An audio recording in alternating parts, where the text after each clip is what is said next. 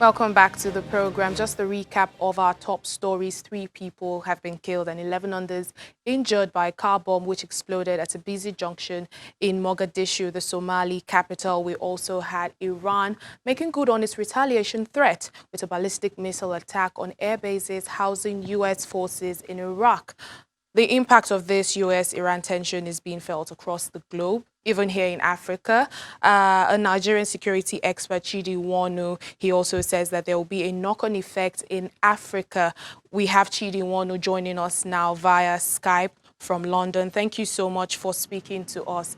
What would be this knock-on effect you say this tension will have in Africa? Good afternoon, and thank you for having me on.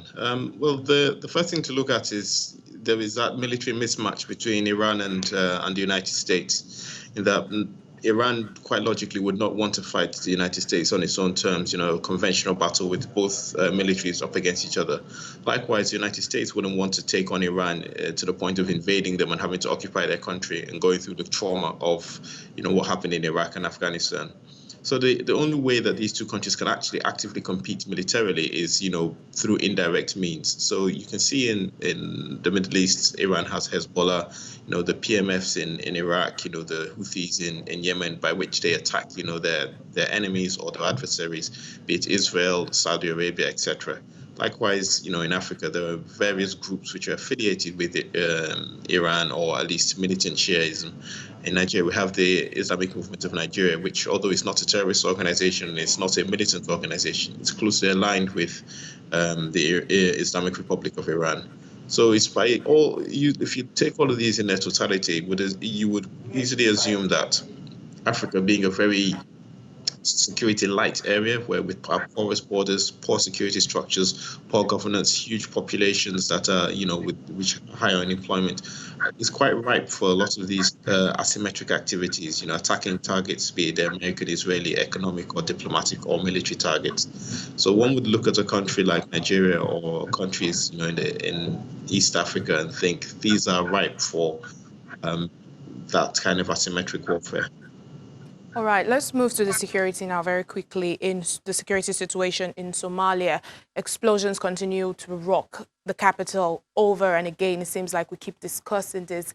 What is going on and why the continuing circle of this violence?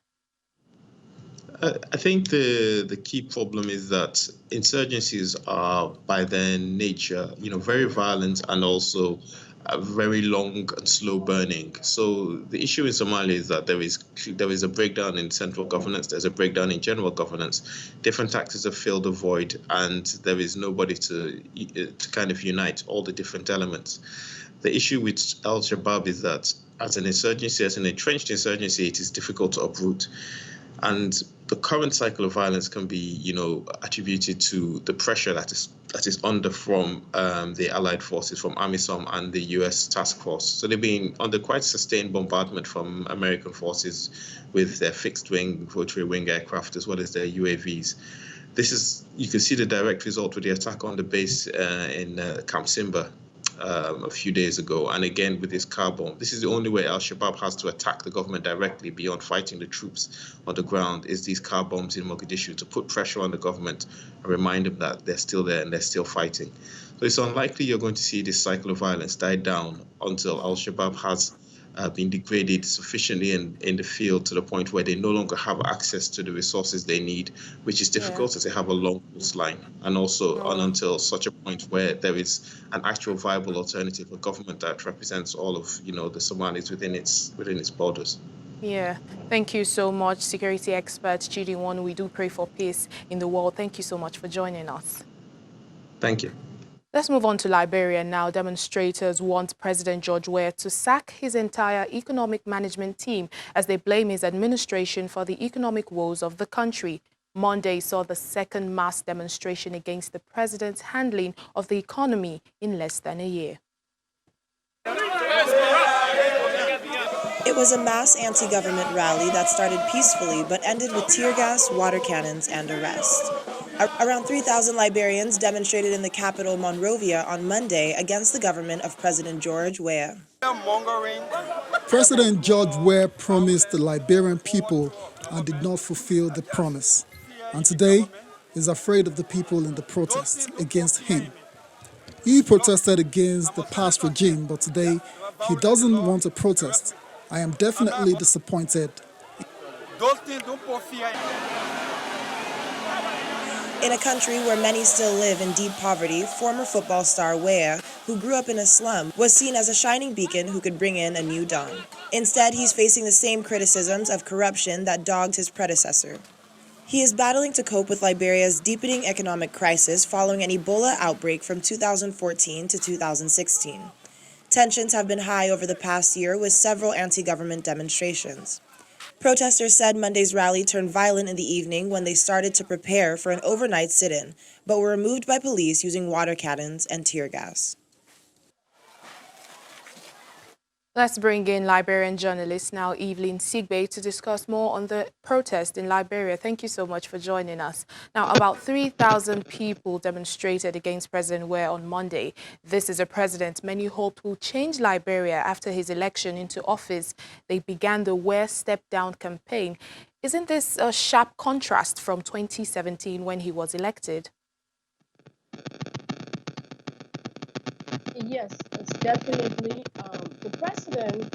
We all know that he came to power as a result of winning majority of the vote cast, over 70%. And I'm sorry, it seems like the audio is quite bad. We apologize for that.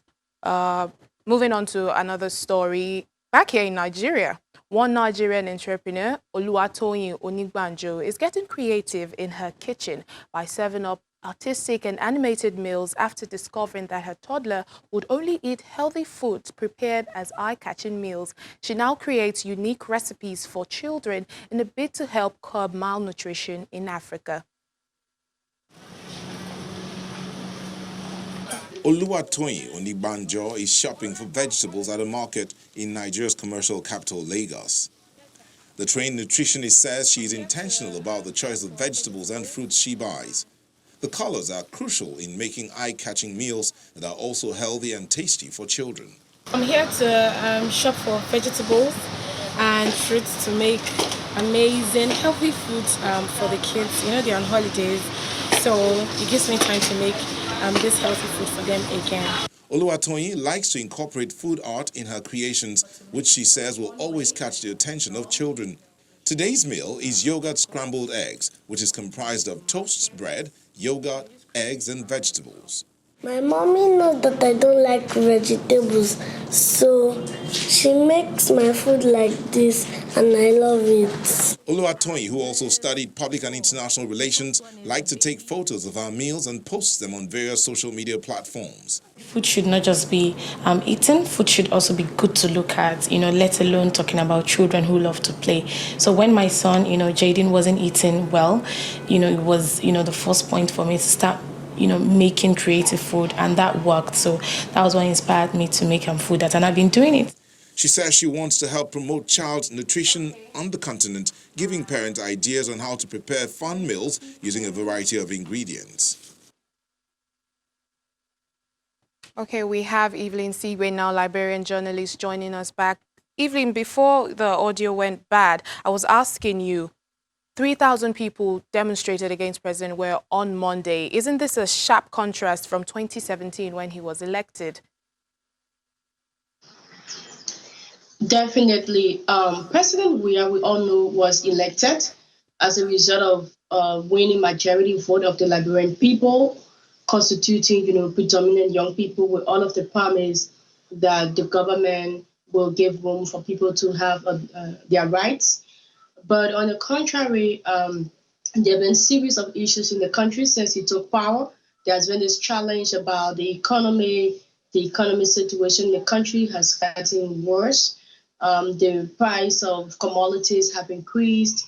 And, initially he had promised hope for the Liberian people.